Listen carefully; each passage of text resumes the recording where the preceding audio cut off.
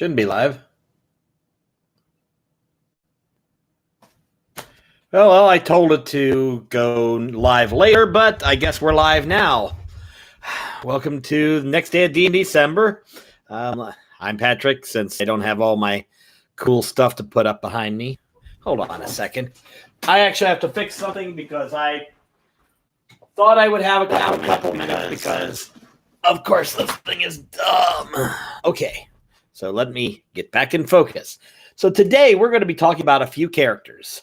They're mainly characters that I had from my prior campaigns. Some of them I have right offhand, and one of them I can't exactly find, but he's from campaign of the day.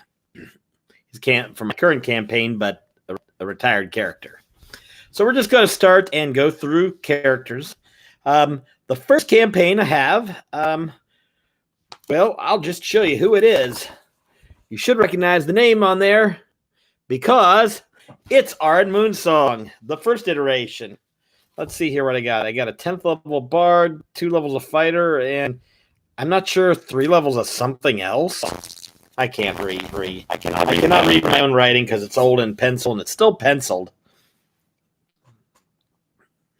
Yeah, Aaron was just I had an idea for the bard, and I wanted to come up with a character that was going to be kind of a secondary character and able to support the party, but not be a primary anything, which is exactly what a bard is. The problem is, this is a 3/5 character, and as 5e, as Aaron in a later campaign could tell you, Favored Soul Aaron could tell you, bards suck in 3/5. She might make the leap to 5e bard one day. That would be cool. But yeah, I was still kind of getting the kinks pulled out on her still trying to get through all the kinks on her, trying to get the character. Some of the basics are there. Her worship of Corlon. She's chaotic good back then. She was human at that time. She's now a half elf in the current campaign. But that was her first incarnation. But it's not just a in the 23rd or whatever, or slap a number and then, hey, there's my new character. It's exactly the same as the old character, but it's the new character. I hate that. Okay, so let's go. Let's find Gwen here. This is I'll read the full name. Gwen Wise, Fire Gem, Sparks, and the important thing is when you get there, yeah, I like to use a lot of Wise because it's fun, especially when you are playing a wild mage. When you're 9th level sorcerer, 4th level wild mage, and you're a gnome. She kind of got really, really messed up. That was kind of a wild time for her. She started getting paranoid that she's going to get killed and everybody was against her. And somehow she managed to make it to the end of the campaign where she promptly died. They got brought back and was not quite right. But that campaign, like the first campaign with Aaron, was just, I'm not going to say it was bad D&D, because there's a difference between good D&D, bad D&D. Bad D&D being stuff you remember the adage, no D&D is better than bad D&D. This was, it's technically not bad. It's not Wilderness Years bad, but yeah. Now my third one, I'm going to actually take this one may come back and be there, but this is actually from another game, the 2nd edition clone, Castles and Crusades. Not necessarily a clone, but its guts came from 2nd edition. That is Primrose Araneth Underhell. Now, her backstory, I can remember a lot more, because unlike Aaron, who was just kind of slapped together and evolved, and Gwen, who grew up in a town with a lot of other gnomes, and then suddenly came into her powers, and that's where things started.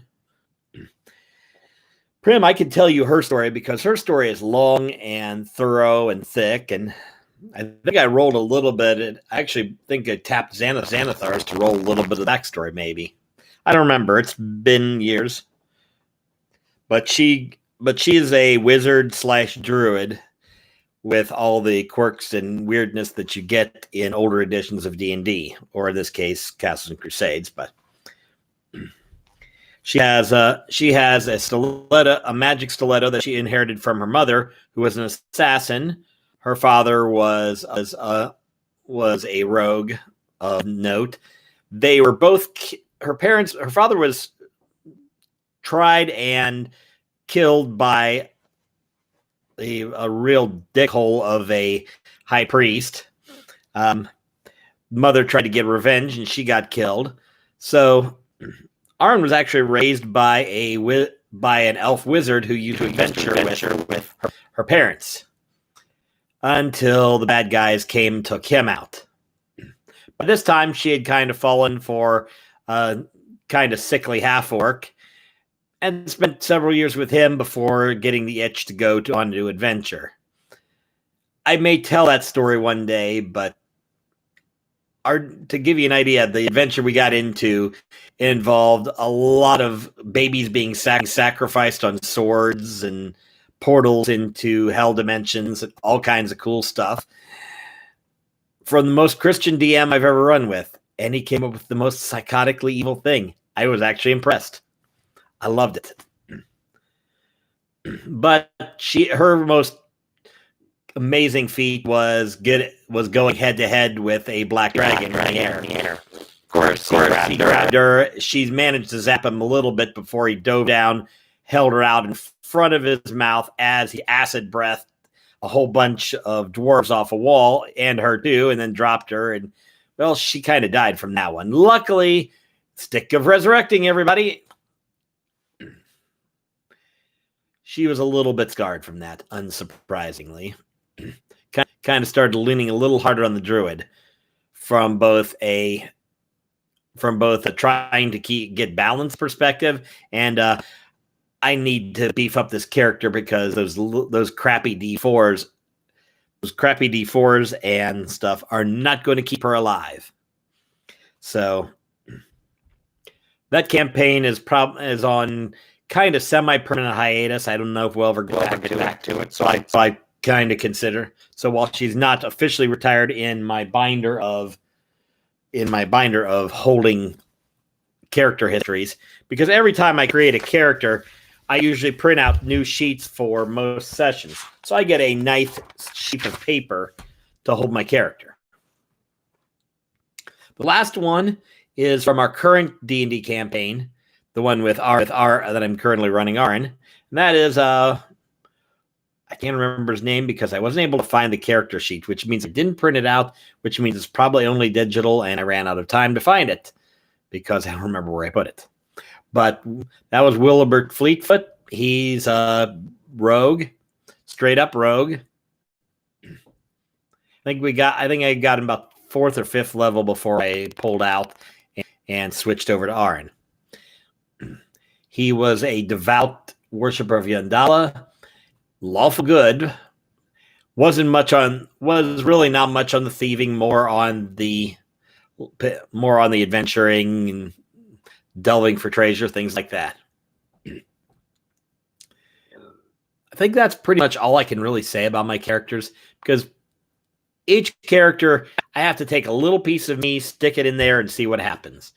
And I've created other characters, but these are the ones that I played for campaigns and played over and over and developed with a party. And all of them know a few things. One, they grew as individuals, became more than what I thought they were going to be, became more interesting than what I thought they would be, and all think Meldarin sucks. Now, there's only a handful of people that will get that, but that's for them. So until next time, we will see you what I have for you tomorrow.